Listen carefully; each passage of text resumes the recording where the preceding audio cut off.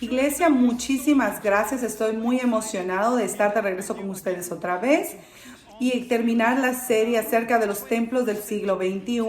Antes de eso, yo quiero agradecerle muchísimo al pastor Craig y Amy. Ellos han sido increíbles amigos e increíbles líderes. Gente que refleja honestidad y usted sabe, son líderes sólidos en Cristo y ustedes realmente están afectando a personas de todo el mundo. Gracias por su amistad y gracias por su liderazgo. Vamos a aplaudirles a nuestros líderes. La semana anterior empezamos hablando acerca de los templos del siglo XXI.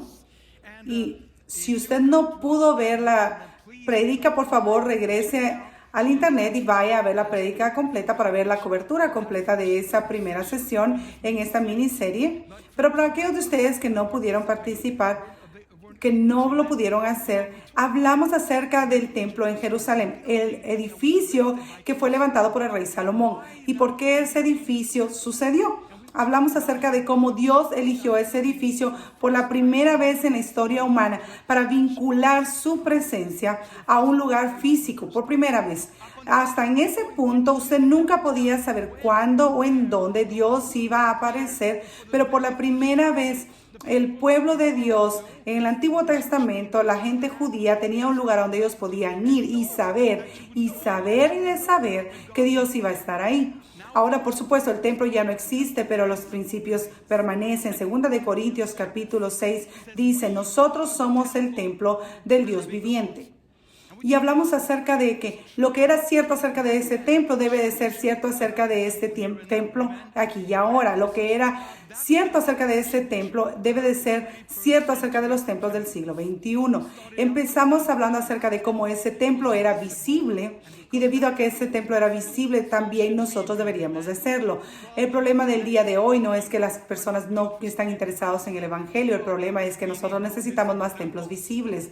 Muchas personas tienen preguntas, pero ellos no saben a dónde ir con estas preguntas. Segundo, hablamos acerca de cómo el templo era un lugar de oración, era un lugar santo de oración. Y la razón por la que nosotros también como templos del siglo XXI necesitamos ser templos de oración es porque Dios no responde a su perfección, pero Dios responde a nuestras oraciones. Amén. Y antes de que nos movamos al siguiente punto aquí, a la siguiente cosa que era cierta acerca del templo entonces, y por lo tanto debe de ser cierta acerca del templo aquí y ahora, déjeme darle un round más de la visibilidad de los templos, porque yo me acordé de otra historia, otra vez de un muchacho de allá de Suecia. Su nombre es Johan. Él aquí está con pelo amarillo y todo. Me reuní con Johan hace un par de años. Él conoció a Cristo 100% durante un campamento de verano. Él no creció cristiano, no sabía nada acerca de cristianidad, pero él se entregó completamente a Jesús y él quería vivir su vida a la máxima capacidad como un templo del siglo XXI.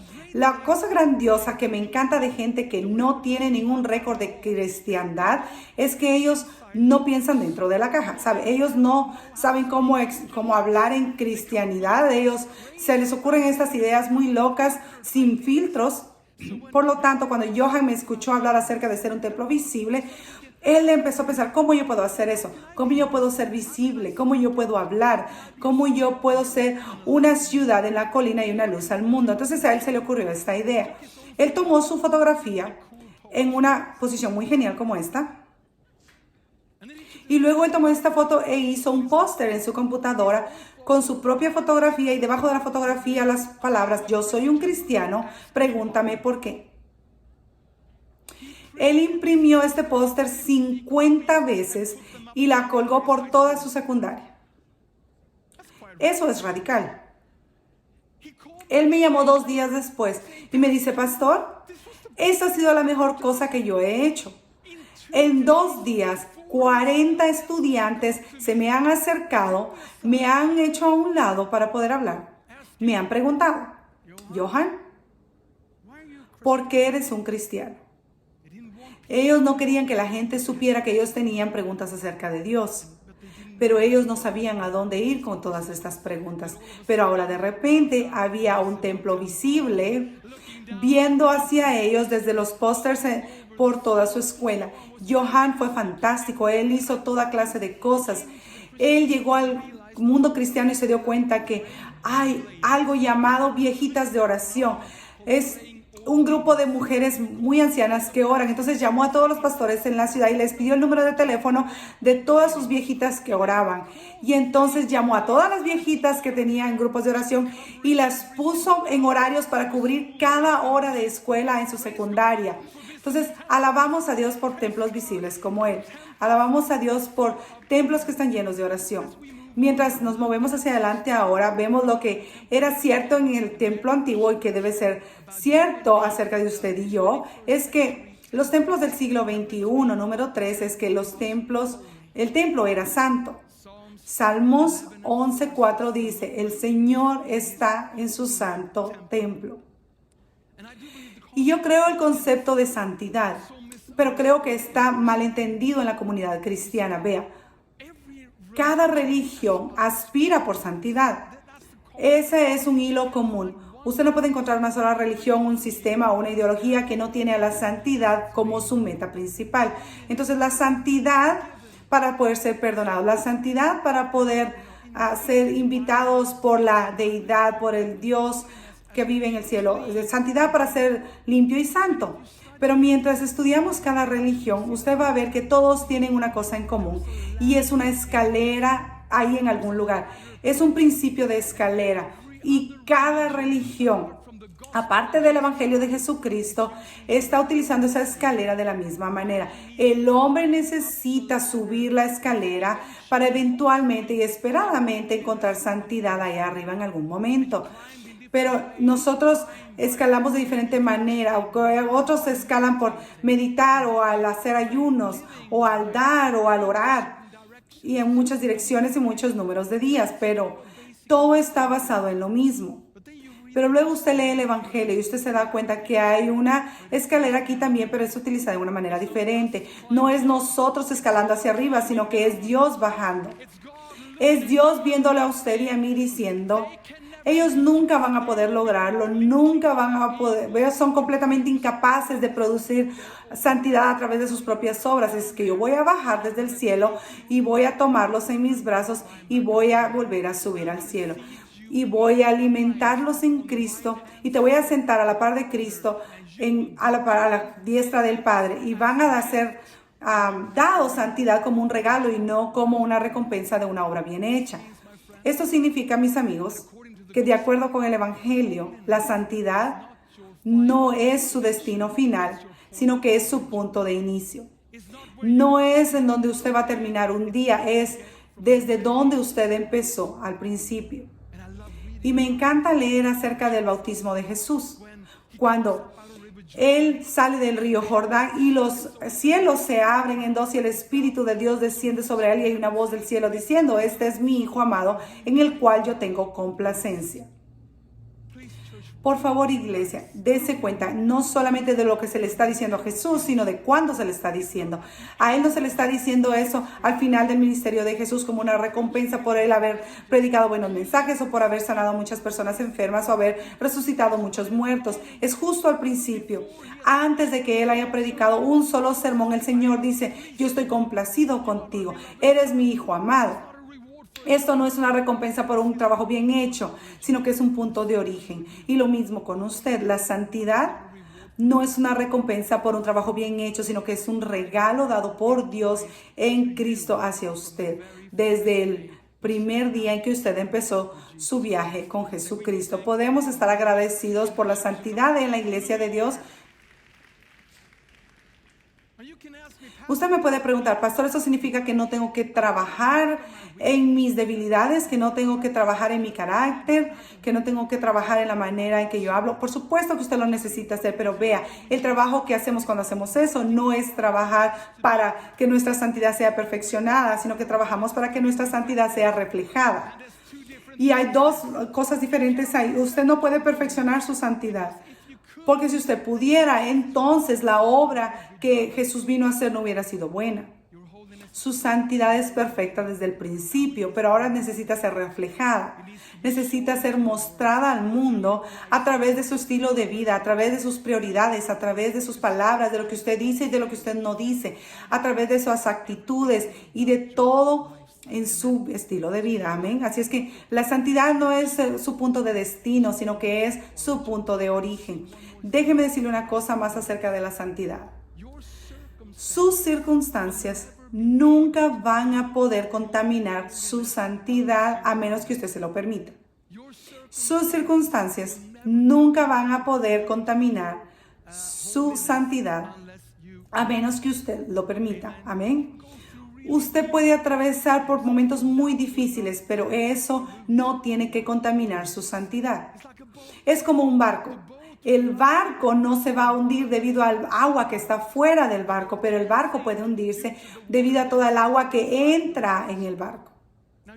Ahora, usted puede atravesar tiempos difíciles en la vida, pero usted puede mantener su corazón puro. Usted puede rehusarse a permitir que la decepción y la amargura y el odio y la venganza entren en su corazón. Entonces, cuando usted no lo permite, su santidad es preservada y va a haber un poder dentro de su corazón para que usted venza todo lo que venga a usted. Trabajamos mucho en China como iglesia. Y en algún momento yo escuché la historia de un pastor, esto fue hace un par de décadas atrás, y este pastor fue lanzado en la cárcel junto con muchos otros pastores debido a la persecución que China está enfrentando. Este pastor se llamaba Pastor Chen y él fue lanzado a prisión debido a su fe en Cristo. Y mientras él fue puesto en prisión, lo trataron muy mal, lo trataron aún mucho peor por ser cristiano y un pastor que lo hubiesen tratado si él hubiera sido un ladrón o un asesino.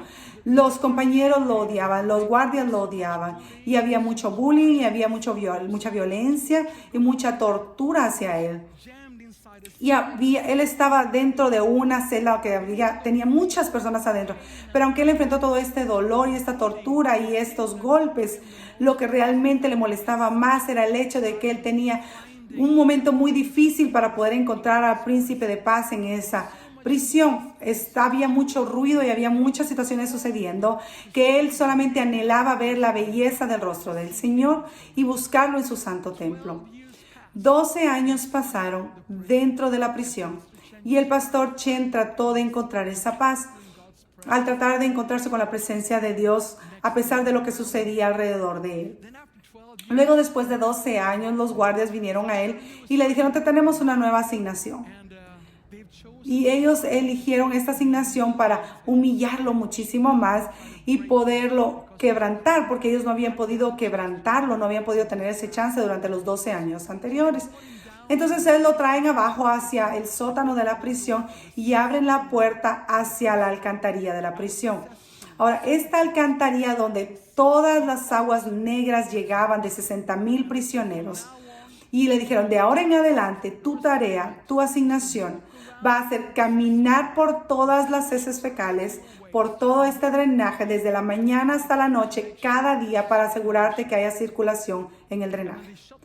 Y cerraron la puerta y lo dejaron ahí adentro y el olor casi lo mató. Y él empezó a caminar alrededor de esta alcantarilla pensando cómo posiblemente él podía caer más bajo que eso. Piensa en esto la próxima vez que usted cree que está enfrentando problemas. Ha habido gente alrededor nuestro que ha estado en situaciones mucho peores, déjeme decirle eso. Entonces, él empieza a caminar alrededor de todo esto, tratando de no pensar debido al olor que había ahí. Los días pasan y después de un par de días él se dio cuenta que quizás la alcantarilla era de hecho la respuesta a sus oraciones disfrazadas. Porque por la primera vez en años él podía estar solo, por la primera vez él podía estar delante del rostro del Señor y experimentar la gloria de Dios. Entonces él levanta sus manos y él empieza a caminar alrededor en esa alcantarilla y empieza a cantar. Llego al jardín solo, mientras el rocío todavía está en las rosas, y la voz que escucho llamando a mi oído: el Hijo de Dios está más cerca. Y camina conmigo y habla conmigo y me dice que yo soy suyo. Y la alegría que compartimos mientras permanecemos ahí, nadie más lo ha conocido. y la gloria de Dios llenó el lugar completo. La presencia del Señor estaba por todos lados. El olor ya no se podía sentir más. Esto fue intercambiado por el olor de las rosas. Y él disfrutó de la presencia y de la santidad del Dios Altísimo. Y el pastor Chen llegó al punto donde cada día cuando a él lo sacaban de esa alcantarilla y lo regresaban a su celda, él solo quería regresar a la alcantarilla porque la presencia de Dios tornó esta alcantarilla en un jardín precioso del Señor. Por 6 años, él caminó esa alcantarilla cada día, desde la mañana hasta la tarde, en la presencia del Señor. Y luego después de esto, él fue liberado. Le tomó 18 años en prisión y él corrió de regreso a su pequeña congregación que estaba localizada, que tenía simplemente 100 personas fuera de Shanghái. Y él pensó, ¿habrá siquiera alguno que quede ahí? Yo soy el líder, he estado lejos por 18 años. Y él fue recibido por una gran multitud. Y ellos le dijeron, pastor, por los últimos 6 años exactamente, el tiempo que él pasó en la alcantarilla, el Espíritu Santo ha estado derramando sobre nuestras vidas y nuestra iglesia. Y lo que solían ser 100 personas en una iglesia subterránea, ahora ha crecido a ser 5,000 personas fuera de Shanghái reuniéndose. Usted no puede retener a un templo santo, usted no puede detener a un templo santo. Lo que el diablo trate de tirarle a su rostro, Dios le va a dar el poder para enfrentarlo. Y como mientras usted lo hace, Él va a poner de su santidad en usted y usted va a salir de eso más fuerte al otro lado. ¿Puede usted decir amén? Entonces, este punto final ahora, la cuarta cosa. Lo que era cierto acerca del templo antes y por lo tanto debería ser cierto acerca del templo aquí y ahora, es usted y yo. Es que el templo era un lugar de milagros. El templo era un lugar de milagros. Segunda de Crónicas, capítulo 7, resume cómo, cualquiera que venía al templo iba a tener una experiencia que cambiaría su vida una y otra vez, verso tras verso. Dice, si usted estaba enfermo y venía al templo, sería sanado. Si usted estaba quebrantado y venía al templo, sería restaurado. Si usted tenía falta de paz, la paz le sería dada a usted mientras usted venía al templo. El templo era un lugar de un intercambio divino, un lugar de milagros. Y ese era el tiempo en ese entonces, ese debería ser el tiempo aquí y ahora. Amén. Yo realmente quiero preguntarle, iglesia, porque esto es lo que yo he encontrado, que cuando usted empezó a caminar con Dios, usted tuvo una expectativa natural de milagros porque usted tenía muchas necesidades. O usted era muy joven o usted era muy nuevo en el juego con Jesús, pero había necesidades por todos lados. Y usted decía, Jesús, no tengo el dinero que necesito un milagro. No tengo trabajo, necesito un milagro. No estoy casado, necesito un milagro. Lo que sea que fuera su problema, habían necesidades obvias alrededor suyo que le inspiraban a pedirle a Dios continuamente por un milagro. Pero luego usted terminó un poco más tarde en la vida y de repente, por supuesto, usted necesita a Dios todo el tiempo, pero quizás usted no necesita un milagro para su sobrevivencia diaria. Quizás de hecho usted tiene algo de dinero, usted tiene un trabajo que no está tan mal, usted tiene una familia y sabe, las necesidades inmediatas en su vida están satisfechas. Entonces, mi amigo, usted tiene 2 opciones. O usted se detiene y deja de esperar milagros y usted deja de pedirle a Dios por milagros, porque de hecho usted puede vivir más o menos bien desde su salario y el amor de su familia y salir adelante. O hay una mejor alternativa. Usted simplemente se da cuenta que el poder milagroso de Dios no está ahí para usted solamente, sino para las necesidades de otros también. El poder milagroso en el templo del siglo XXI no es primeramente ahí para usted, está ahí para alguien más. Y este mundo está lleno de necesidades, este mundo está lleno de personas que necesitan a Jesús y necesitamos salir de la idea de que la cristiandad está centrada en nosotros y necesitamos ser templos llenos de milagros, no solamente para nosotros mismos, sino para compartir a Jesús con otras personas.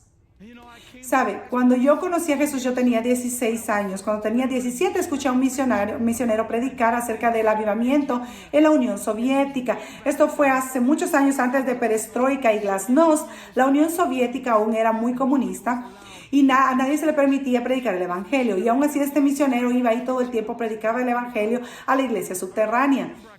Y yo recuerdo que llamé a mis padres y les dije, ¿saben? Denme dinero porque necesito ir con este hombre a la Unión Soviética.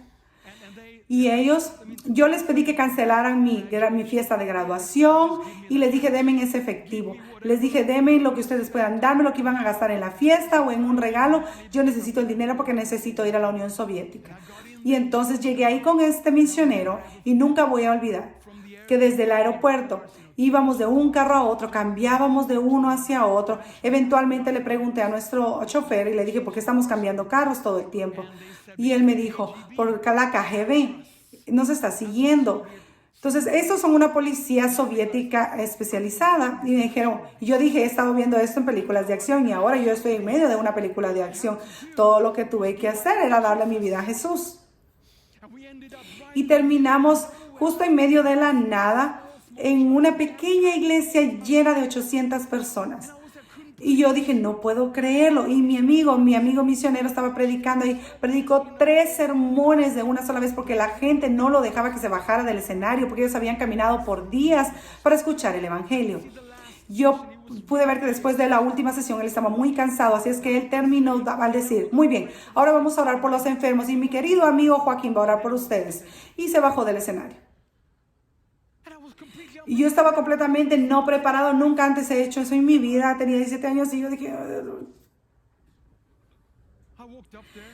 caminé hacia el escenario y yo dije, vamos a fingirlo hasta lograrlo, he visto gente que lo ha hecho. Y yo dije, bueno, si hay alguno aquí que esté enfermo, por favor, venga hacia el frente. Tenía 17 años y todo el mundo se acercó al frente. Y yo le dije a mi intérprete, no le dije que todo el mundo viniera al frente, les dije que solo los enfermos. Y él me dijo, todo el mundo está enfermo. Es la Unión Soviética, no hay cuidado de salud. Aquí todo el mundo está enfermo de algo y necesitan ser sanados. Y yo dije, ¿qué voy a hacer ahora? Voy a orar por 800 personas. Entonces caminé hacia la primera persona, una mujer muy bajita de unos 80 años, una babushka, una abuela en ruso. Y yo le dije, ¿qué está mal contigo, hermana? Y ella levantó su brazo y su brazo era como un esqueleto cubierto con piel gris. Es una de las cosas más horribles que yo he visto en mi vida. Y yo pensé, Señor, ¿no pudimos haber empezado con un dolor de cabeza o algo así? Algo que no es tan obvio. Eso era como sacado de una película de horror de Japón. Pero yo sabía que ese era el comando de Dios y eso era lo que Dios iba a hacer para empezar. Yo tomé su mano en mi mano y estaba mi mano temblando porque fue muy incómodo. Y oré una oración muy simple de cuando tenías 17 años. Y le dije, Dios, por favor, sánala en el nombre de Jesús, por favor. Y abrí mis ojos y vi el primer milagro que yo he visto en mi vida. Delante de mis ojos yo vi el color de su piel regresando a su brazo, vi sus dedos que eran como palitos grises creciendo a su tamaño normal otra vez y yo pensé, nunca más voy a regresar al punto donde yo estaba después de esto. La cristiandad se trata de esto, es el distribuir el poder de Dios a cualquiera que lo necesite. Ella lloró de gozo, yo lloré de gozo, todo el mundo lloró de gozo y yo me di cuenta de qué se trataba la vida cristiana. Puede darle usted gloria a Dios.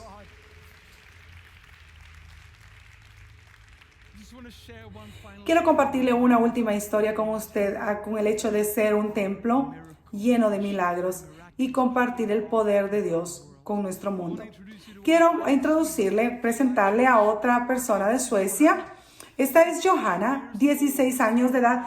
Esta es su fotografía más normal en su Facebook. Johanna es una de esas muchachas que ama a Jesús con todo su corazón. Y cuando ella me escuchó hablar acerca de ser un templo del siglo XXI, y entonces ella se reunió con un par de muchachas y decidieron que iban a ser templos llenos de oración, templos llenos de poder, un templo santo y un templo visible. Entonces ese mismo día que Johanna estaba de camino de la escuela hacia el lugar donde ellos se reunían para orar, mientras ella iba caminando sobre el paso peatonal en la ciudad, ella oró. Y ella estuvo tan encerrada en su oración que de repente ella se emocionó mucho y estaba orando en silencio dentro de ella. Y ella oró diciendo, Dios, úsame ahora. Y ella se detuvo para ver qué sucedía. De repente, entre la multitud, ella ve a una muchacha más o menos de su edad que nunca antes ha visto y está caminando en dirección hacia ella. Y esta muchacha se distinguía porque ella estaba llorando. Y esto es Suecia. La gente no llora en público en Suecia. La gente no muestra emociones. Si alguien se ríe en público en Suecia, asumimos que es de Noruega. ¿Está bien? Y si alguien llora en público en Suecia, asumimos que son de Finlandia. Los suecos no muestran emociones. Entonces aquí está esta muchacha, está caminando hacia ella, hablando en su celular y llorando en público. Y Johanna tiene segundos para poder resolver qué hacer. Y lo que normalmente la versión submarina sueca cristiana haría sería darse la vuelta y orar una oración en secreto y no intervenir. Pero Johanna pensó, quiero ser un templo visible. Acabo de orarle a Dios que me use ahora, entonces esto debe de ser una respuesta a mi oración. Y esta muchacha se acerca y Johanna no tiene tiempo ni de orar ni de ayunar por la situación, es ahora o nunca. Entonces cuando ella me cuenta la historia, me dice, pastor, lo único que yo pude pensar fue en abrir mis brazos de esta manera. Esta muchacha caminó directo a mis brazos y yo la abracé. Y pensé, ¿qué voy a hacer ahora? Estoy abrazando a un completo extraño en el paso peatonal de la ciudad. Y ella oró en silencio y luego le dijo a la muchacha, ¿te gustaría acompañarnos a un pequeño grupo de oración?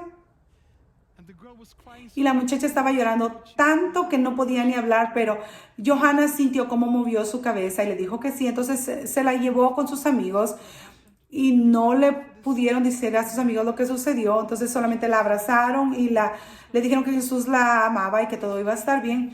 Y intercambiaron direcciones de correo electrónico y se fue. Y no oyeron nada de palabras de parte de ella. Entonces esta muchacha, una semana después, le manda un correo a Johanna para contarle lo que había sucedido ese día. Ella iba de regreso a su casa para cometer suicidio. Semanas anteriores, ella había planeado que en ese día era el día en que ella iba a terminar con su vida. Ella había ya preparado todo en su casa. Ella había preparado todo lo que necesitaba, todos sus planes, todas las cartas que necesitaba escribir de acuerdo a su plan. Ella estaba de camino a casa y simplemente estaba a media milla de su casa y ella llamó e hizo su última llamada telefónica a su tía, que era la única persona que alguna vez la amó, la apreció, y le dijo un último adiós. Ella aún calculó que su tía no iba a poder llegar ahí a tiempo para poder detenerla de cometer suicidio. Y mientras ella hablaba con su tía por teléfono, sus sentimientos la inundaron y empezó a llorar. Entonces ella estaba comprometida a terminar este plan, a concluirlo. Y luego ella escribió en el correo electrónico, luego yo vi hacia arriba y te vi a ti. Y yo no sé por qué, pero caminé directo a tus brazos y cuando tú me sostuviste, sentí esperanza por la primera vez en mi vida. Y luego tú me llevaste a tu casa y me dijiste acerca de esta persona, de Jesús. 4 veces en el correo ella se refirió a Jesús como la persona de Jesús. Y ella terminó el correo diciendo, Johanna, creo que necesito conocer a esta persona de Jesús. Ella dio su vida a Cristo. Y si usted conociera a esa muchacha el día de hoy, ella es la persona más feliz que usted va a conocer en la tierra. Ella ni siquiera hubiese estado viva ahora si no hubiera sido por un templo del siglo XXI. Parada justo ahí, con sus brazos abiertos, para poder abrazar a otra persona y dándole la bienvenida al poder de Dios. Y cuando Johanna me contó la historia, las lágrimas me salían. Yo le dije, Johanna, cuando te paraste ahí ese día, con tus brazos abiertos representaste a alguien más, quien también abrió sus brazos hace más de 2000 años para que cualquiera que necesite perdón, cualquiera que necesite paz, tenga brazos abiertos en los cuales caer. No hay mayor milagro que podamos darle a este mundo como templos que el milagro de la salvación. Fuera de todos los milagros en este mundo, No hay mayor milagro que cuando el corazón humano se abre y Cristo se mueve y les da vida eterna y paz. Amigos, iglesia, vamos a comprometer nuestras vidas a ser templos visibles, a ser templos llenos de oración, a vivir nuestras vidas como templos santos y asegurarnos de ser templos llenos de milagros. Señor, te agradecemos hoy por tu palabra. Te agradecemos que tú nos llamaste a ser templos del siglo XXI en este mundo. Y Padre, oramos por la gracia que nos siga donde quiera que vayamos. Guíanos, Señor, para ser testigos, para ser templos visibles y orar constantemente para que tu gloria sea vista y reflejada en nuestras vidas, para ser un templo santo y ver esa santidad reflejada y esperar milagros y especialmente el milagro de la salvación a donde quiera que vayamos. Esto oramos en el nombre poderoso y maravilloso de Jesús. Y todo el mundo dice amén. Amén. Gracias a todos ustedes. Si usted es una persona que también no conoce a la persona de Jesús y quiere conocer quién es este Jesús, déjeme decirle, Jesús es el Hijo de Dios, quien vino a esta tierra por medio de una virgen, quien no conoció pecado, no cometió pecado, vivió una vida perfecta. ¿Para qué? Para entregar su vida en la cruz, para hacer el sacrificio último por nuestros pecados. Todo esto para que usted y yo podamos tener perdón y salvación. Si usted quiere aceptar a Cristo en su corazón, le invito a que haga esta oración conmigo. Querido Dios, hoy te acepto como mi único y suficiente Salvador. Entra en mi vida. Mi vida ya no es mía, te la doy completamente a ti. Úsame para ser un templo del siglo XXI, para reflejar tu amor a otros y poder vivir en milagro tras milagro en mi vida. En el nombre de Jesús yo oro. Amén. Bienvenido a la familia del Señor.